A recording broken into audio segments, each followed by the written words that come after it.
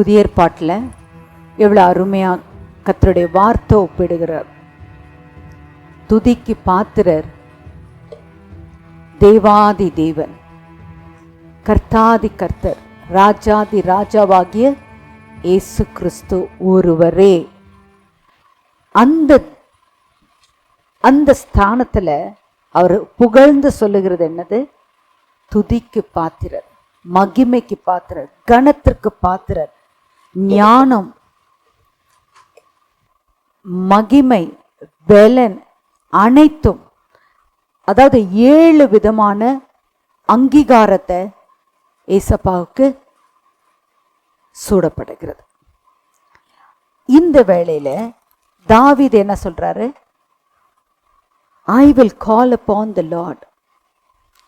இன்னைக்கு பிரச்சனை வந்த உடனே இவங்க கிட்ட போறது, அவங்க கிட்ட போறது, எஸ் கவுன்சில் கேட்டுக்கலாம். ஆனா முதலாவது நம்ம தேட வேண்டியது கர்த்தரை. கர்த்தருடைய சமூகத்துல வைத்து ஆபத்து நாளில் என்னை நோக்கி கூப்பிடு. நீ சொன்னீரே ராஜா, நான் உண்மை நோக்கி நான் கூப்பிடுறேன். எனக்கு இந்த சூழ்நிலை என்னால் மேனேஜ் பண்ண முடியாது, எனக்கு நீங்கள் எனக்கு சால்வ் பண்ணித்தாங்க சொல்லி அவர் இடத்துல கொடுக்கும்போது அவருடைய வார்த்தை என்ன சொல்லுது? 3வது, I will call upon the Lord who is to be praised, so I will be saved from my enemies. So assurant சொல்றார் தாவீது ராஜா, I will be saved from my enemies.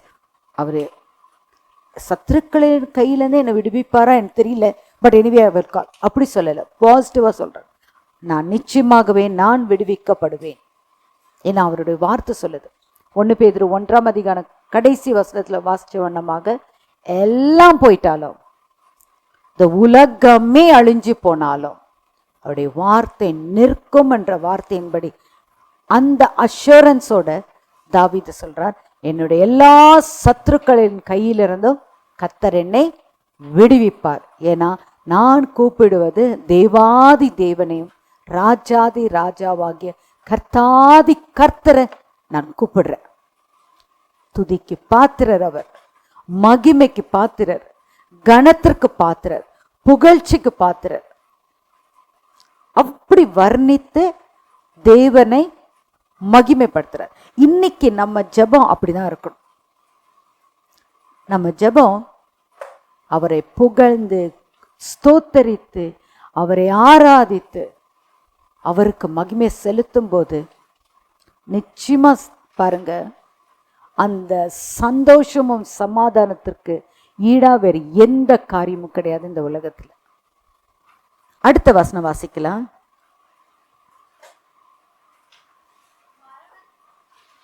மரண கட்டுகள் என்னை சுற்றி கொண்டன, துர்ச்சன பிரவாகம் என்னை பயப்படுத்தினது. சரி, இப்போ ஒரு போர் தளத்துல நிற்கிறாப்புல தாவீது ராஜா. ஆக்சுவலா அந்த அந்த அந்த சமயம் அவர் ராஜாவா மாறல, ஒரு சின்ன பையனா தான் போறாரு.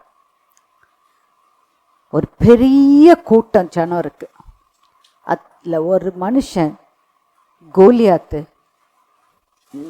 மிகவும் உயர்ந்து திடகாத்திரமான ஒரு மனுஷன். அந்த மனுஷனுக்கிட்ட இவர் நிற்கும் போது ஒரு சின்ன ஒரு குட்டி பிள்ளையா போய் நிற்கிறார். அந்த நேரத்தில் அவர் மனசுல என்ன தோணி இருக்கும்? நான் எப்படி இதை சமாளிப்பேன் தோணி இருக்கும் இல்லையா? ஆனா அவர் என்ன பார்த்தாரு? இல்லை, இந்த மனுஷனை முறியடிக்கிறதுக்கு கர்த்தர் எனக்கு பலன் தருவார். இப்போ அந்த சமயத்துல பேக் ஆஃப் மைண்ட்ல அவருக்கு என்ன போகுது? மரண கட்டுகள் என்னை சூழ்ந்தது. அன்னைக்கு மாத்திரம் அவரால் அந்த கோலியாத்தை முறியடிக்கலைன்னா நிச்சயமா அவர் கையில இவர் சமாதி தான் இருப்பார். நல்லா யோசிச்சுக்கோங்க. அந்த மனுஷன், நீ வந்தல்ல, என்னதானே தாக்க வந்த, இந்த வா உன்னை சாவடிக்கிறேன்னு வந்திருப்பார். நிச்சயமா அந்த மாதிரி காரியம் நடந்திருக்க வாய்ப்புண்டு. ஆனா அவர் அது நடக்கிறதுக்கு முன்பதாக தேவனை தனக்கு முன்பாக வைத்தார். தேவ வசனம் சொல்லுது, நான் கர்த்தரை எனக்கு முன்பாக வைத்திருக்கிறேன், ஆகையால் நான் அசைக்கப்படுவதில்லை.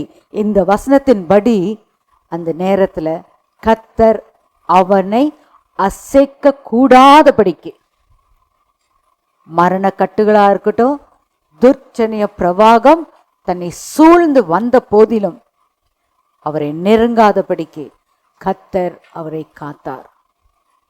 அந்த காத்த தேவனுக்கு மகிமை செலுத்துகிற தாவீது என்ன சொல்றாரு? கனத்திற்கும் புகழ்ச்சிக்கும் மகிமைக்கும் பாத்திரர் நீர் ஒருவரே, நீர் ஒருவரே. மகிமை தேவனுக்கு செலுத்துகிறார். அடுத்த வசனம் வாசிமா. பாதாள கட்டுகள் என்னை சூழ்ந்து ஆக்சுவலா 6th verse வாசிமா. பாதாள கட்டுகள் என்னை சூழ்ந்து கொண்ட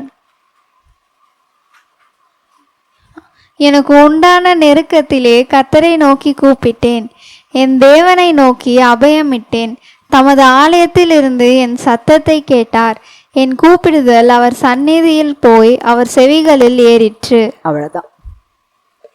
இன்றைக்கு நம்ம சூழ பிரச்சனை இருக்கும்போது எல்லா மனுஷனுக்கும், தெய்வஜனமே நல்லா தெரியும் உங்களுக்கு, அன்னு தினமும் நம்மளுடைய வாழ்க்கையில ஏதாவது ஒரு போராட்டம் இருக்கும். போராட்டம் இல்லாத மனுஷன் ஒருவனும் கிடையாது. வெதர் அவன் கிறிஸ்டியனா இருக்கட்டும், மதத்தாரா இருக்கட்டும், எல்லா மனுஷனுக்கும் போராட்டம் உண்டு. ஆனா கர்த்தராகிய தேவனுடைய பிள்ளைகளுடைய வாழ்க்கையில என்ன தெரியுமா ஒரு சந்தோஷம்? என்ன பிரச்சனை வந்தாலும் சரி, கர்த்தர் எனக்கு கண்டிப்பா தருவார். ஏன்னா என்னுடைய பலன் அல்ல, என்னுடைய திறமை அல்ல, என்னுடைய ஞானம் அல்ல, என் வழியும் கிடையாது.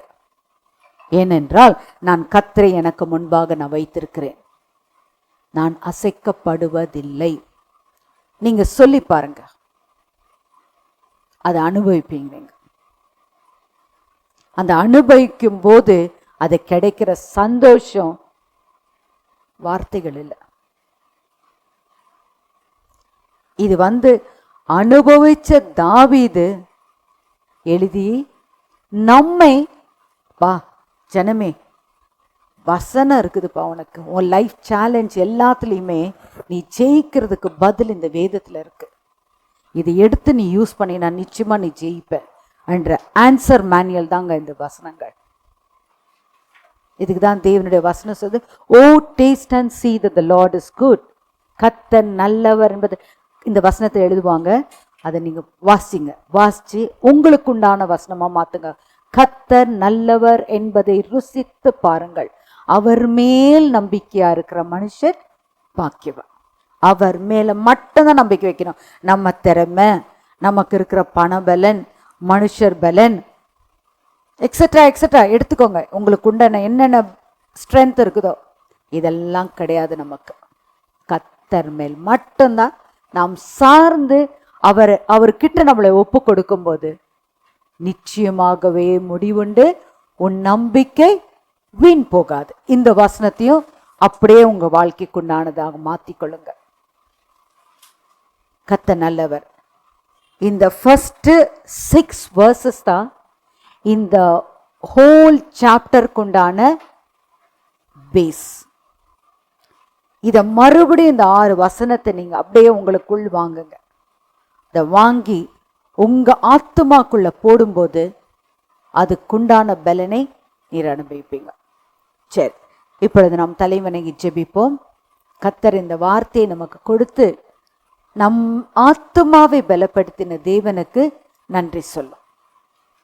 சர்வ வல்லமையுள்ள தேவனாகிய கர்த்தாவே, உண்மையாப்பா, உம்மை ஒவ்வொரு நாளும் எங்க வாழ்க்கையில நாங்கள் அனுபவிக்கிறதுக்கு எங்கள் கற்றுக் கொடுத்த இந்த வார்த்தைக்காக நன்றி ஆண்டவரே. நீர் சொன்னீர் ஐயா, எங்களுக்கு முன்பாக நீங்க செல்றீங்கன்னு சொல்லிட்டு கோணலான எல்லாவற்றையும் நேராக மாற்றுவேன் சார். ஸோ ஷுர், எங்களுக்கு முன்பாக காணப்படுகிற எல்லா கோணலான பாதைகள், கோணலான வழிகள் எனக்கு செவ்வைப்படுத்துவேன் என்று வார்த்தை கொடுத்துருக்கீங்க ஆண்டவரே.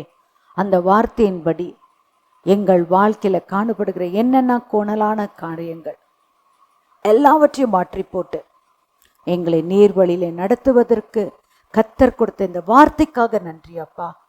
கேட்கிற ஒவ்வொரு உள்ளமும் பலன் அடையணும், பலத்தின் மேல் பலன் அடையணும், கிருபையின் மேல் கிருபை அடையணும், உமது தயவு அடையணும், உமது இரக்கத்தை பெற்று உமக்காக எழும்பி நிற்கிற ஒரு சாட்சியாக நிற்க கர்த்தர் உதவி செய்வீராக. ஆசீர்வதிங்க.